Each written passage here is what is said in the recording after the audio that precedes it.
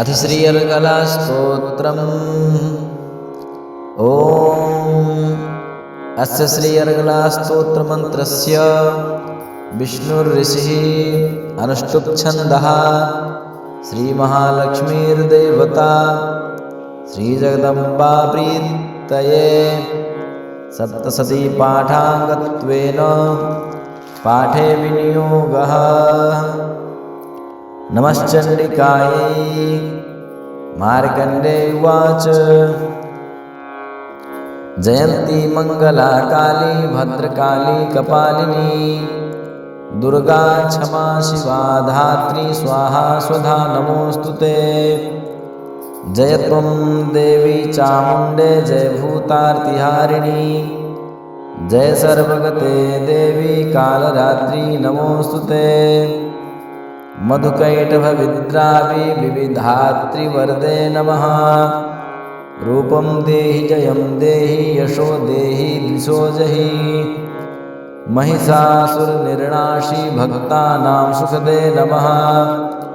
रूपं देहि जयं देहि यशो देहि दिशो जहि रक्तबीजवधे देवी चण्डमुण्डविनाशिनी रूपं देहि जयं देहि यशो देहि दिशो जहि शुम्भस्यैव निशुम्भस्य धूम्राक्षस्य च मर्दिनी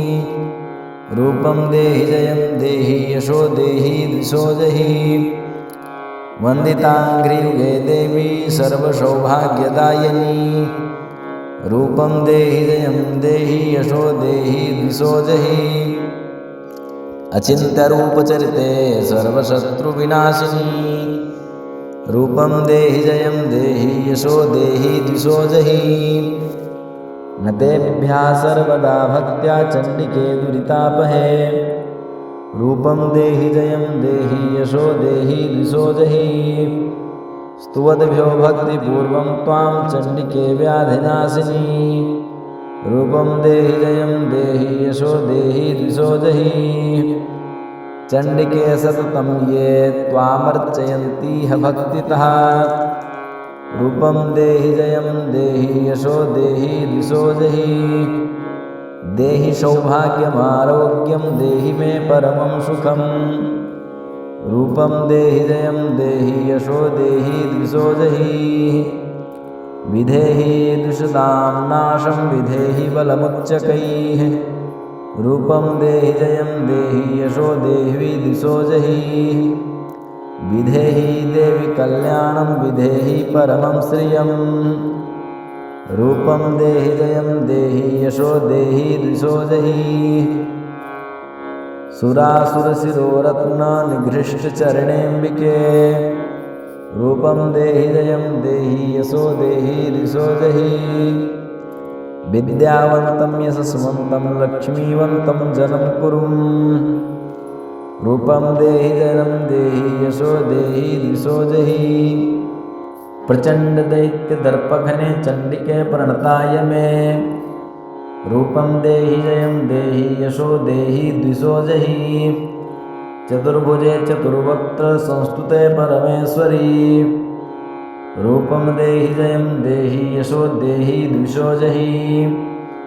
कृष्णेन संस्तुते देवी शश्वद्भक्त्या सदाम्बिके रूपं देहि जयं देहि यशो देहि दिशो जहि हिमाचलसुतानाथ संस्तुते परमेश्वरी रूपं देहि जयं देहि यशो देहि दिशो जहि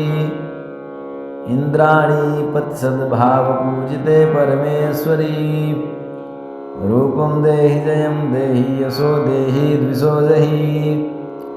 देवी प्रचण्डदौर्दण्ड दैत्यदर्पविनाशिनी रूपं देहि जयं देहि यशो देहि दिशो जहि देवी भक्तजनोद्दामा दत्तानन्दोदयेऽम्बिके रूपं देहि जयं देहि यशो देहि दिशो जहि पत्नीं मनोरमां देहि मनोवृत्तानुसारिणीं तारिणीं दुर्गसंसारसागरस्य कुलोद्भवाम्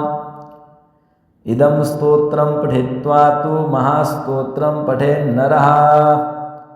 सा तु सप्तशती संख्या वरमाप्नोति सम्पदाम्। ॐ इति दिव्यार्गलास्तोत्रं सम्पूर्णम्।